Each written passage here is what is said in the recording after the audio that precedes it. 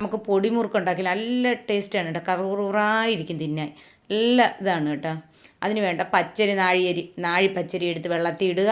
അതിന് ശേഷം അത് നമ്മൾ മിക്സിയുടെ ജാറിൽ ഇട്ട് പൊടിച്ച് അരിപ്പിൽ വെച്ച് അരിക്കുക. അരിച്ചതിന് ശേഷം നമ്മൾ കുറച്ച് ഉഴുന്ന് എടുത്ത് ഒന്ന് ചൂടാക്കി എടുക്കുക. എടുത്തതിന് ശേഷം നമ്മൾ ഈ അരി പൊടിച്ച് അവസാനം വരുമ്പോൾ കുറച്ച് തരിയാണ്. ആ തരിയിലൂടെ ഈ ഉഴുന്നും കൂടി ഇട്ട് പൊടിപ്പിക്കുക. നല്ലവണ്ണം ഒന്ന് പൊടിച്ചതിന് ശേഷം അത് അരിക്കേണ്ട ഈ മാവിനകത്ത് അരിമാവിനകത്ത് തട്ടിയിട്ടതിന് ശേഷം കായം, മുളക് പൊടി, ഉപ്പ്, ജീരകം, ചെറിയ ചൂടുവെള്ളം ഒഴിച്ച് നല്ലതുപോലെ ഒന്ന് കുഴയ്ക്കുക. കുഴച്ചെടുത്തതിന് ശേഷം സേവനാഴിക്കകത്ത് ഇത് ഉരുട്ടി വെച്ച് അതിന് ശേഷം നമ്മളൊരു ചീനിച്ചട്ടി അടുപ്പത്ത് വയ്ക്കുക. എണ്ണ ഒഴിക്കുക. എണ്ണ ചൂടാകുമ്പോഴത്തേക്ക് നമ്മൾ ചെറുതായിട്ട് കറക്കി കൊടുത്താൽ മതി. അപ്പം അത് ചെറിയ ചെറിയ പീസായിട്ട് തന്നെ വീണ് അത് മൂക്കുമ്പം നമ്മൾ എടുത്ത് കോരി വെച്ച് നോക്കിയാൽ അടിപൊളിയാണ്. നല്ല കറുമുറായിരിക്കും. തിന്നാൻ നല്ല ടേസ്റ്റാണ്.